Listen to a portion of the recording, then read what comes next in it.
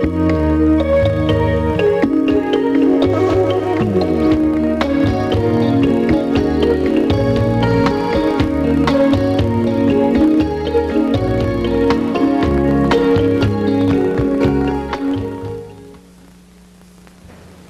there a group of men and women out there who are secretly controlling our finances, our media, communications, and every aspect of our lives?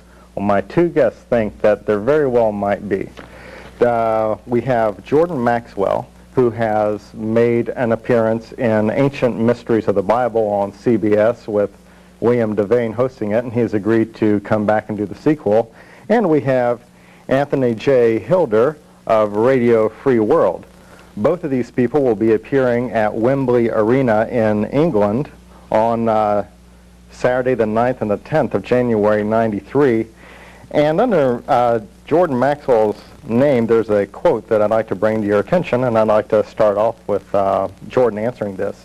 It is probable that most of the public figures and military men involved in the secret scheme are unaware of the real goals or who is really behind it.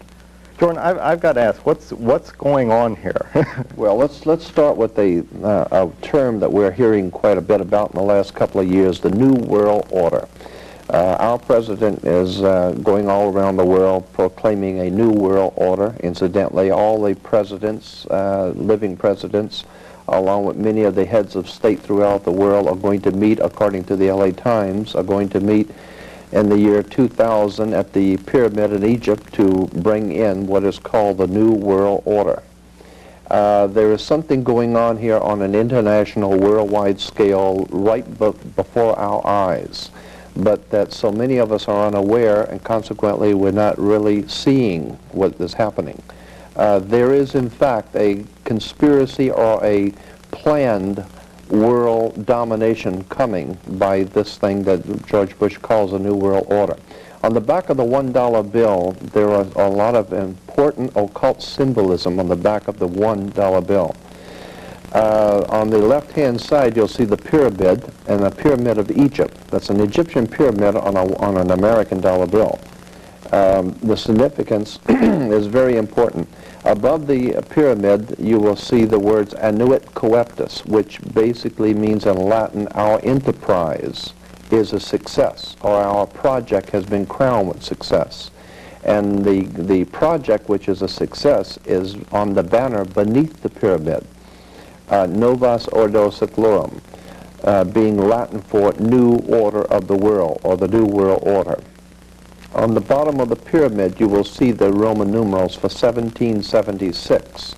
This exact identical emblem of the pyramid within the circle, the Novus Ordo Seclorum, it was not original in America. It was first found on writings that are today in museums in Europe in the year 1774, 1775 by a man named Adam Weishaupt, who founded the Bavarian Order of the Illuminati, a secret society of Freemasons operating in Europe that had designs on the entire world and to bring about what they call a New World Order.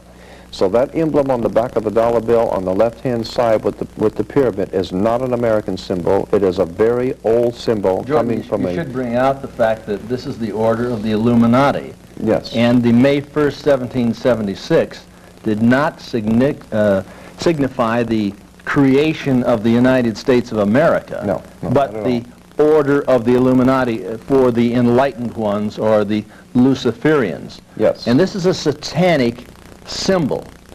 It is on the cover of the Illuminati documents from May 1st, 1776, which obviously precedes the birth of this nation on July 4th, 1776. Right. And at the very top of the pyramid, there's the Agpu, all-seeing eye, which was the name of the Soviet secret police during the Stalin era.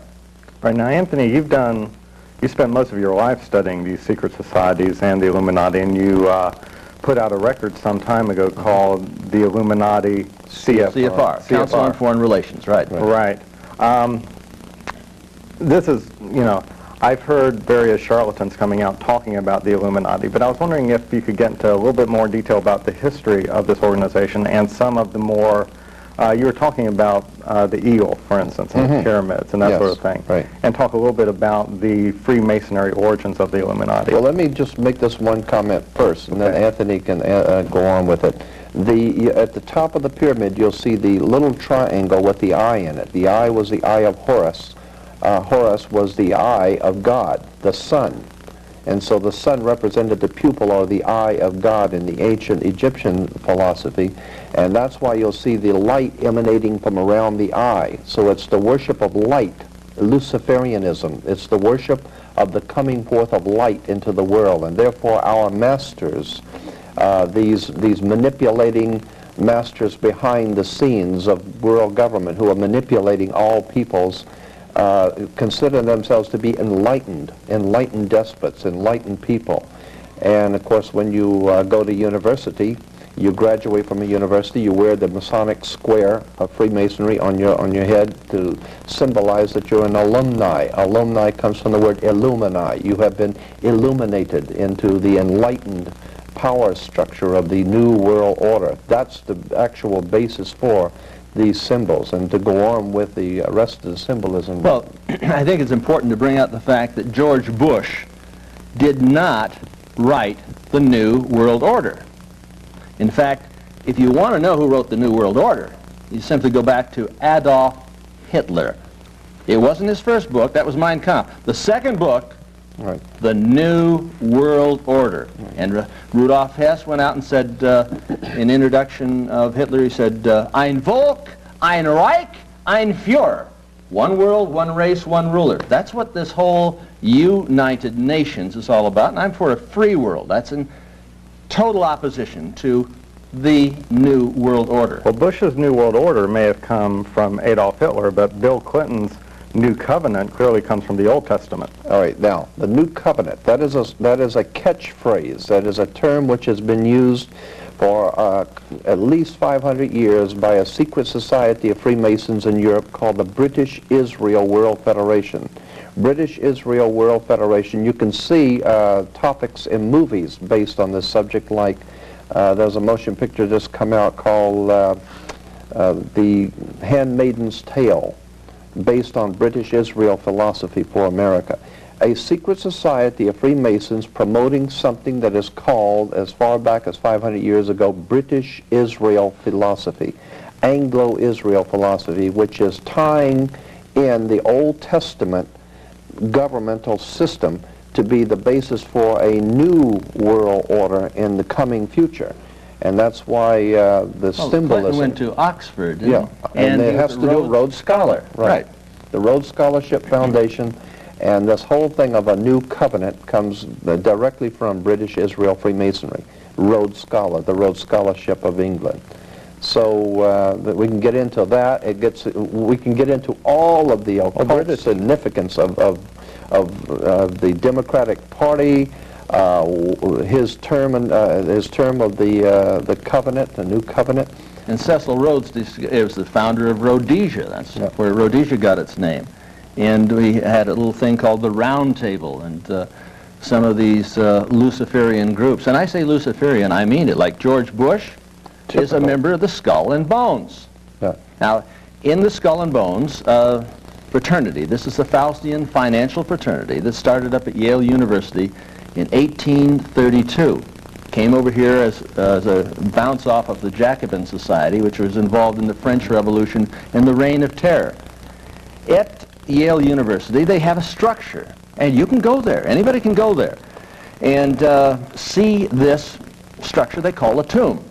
Inside the tomb, they have their initiation, and the fellows, they lay down in a coffin. And George Bush was one of them. They lay down in a coffin nude, and they're born again into this satanic order. It's the ritual. It's been there. William Buckley Jr., the Harrimans. Yeah. Conservatives? No. George Bush isn't a conservative. Never has. Ronald Reagan is not a conservative. In fact, Ronald Reagan is so far left. I mean, can I say this? Ronald Reagan is not a conservative. He never was a conservative. He is not a conservative. He never will be a conservative. In the early days, they used to call him Red Ronnie. It's as simple as that. Absolutely. He was in the United World Federalists for 13 years. He was in the LA Committee for a Democratic Far Eastern Policy, which was associated with the Institute of Pacific Relations, which was listed as an instrument of the Soviet Union. This guy is so far left, he makes Fidel Castro look like a member of the John Birch Society. All you've ever heard about Ronald Reagan was simply rhetoric. We have a one-party system Okay. control